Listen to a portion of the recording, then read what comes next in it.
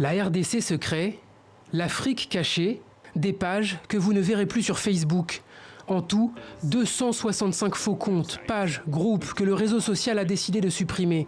Certains se faisaient passer pour des médias locaux et publiaient de soi-disant fuites concernant des personnalités politiques. Des infox à destination principalement du continent africain, du Nigeria, du Sénégal, du Togo ou de la Tunisie.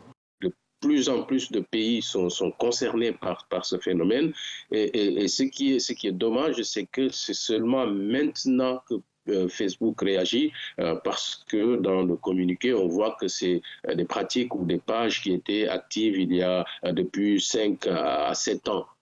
Et derrière ces pages, une société israélienne clairement identifiée et bannie par Facebook, Archimedes Group. Au total, quelques 2 800 000 internautes ont vu ces publications selon Facebook. Sur le site internet de la société israélienne modifié il y a peu, elle promettait de changer la réalité pour ses clients. Mais peut-elle y parvenir réellement ? Ces sociétés changent la perception de la réalité.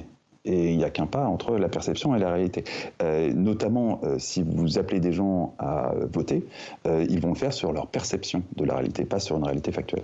Donc oui, d'une certaine façon, par effet de levier sur des mécanismes électifs, bien sûr, on peut changer la réalité, c'est clair.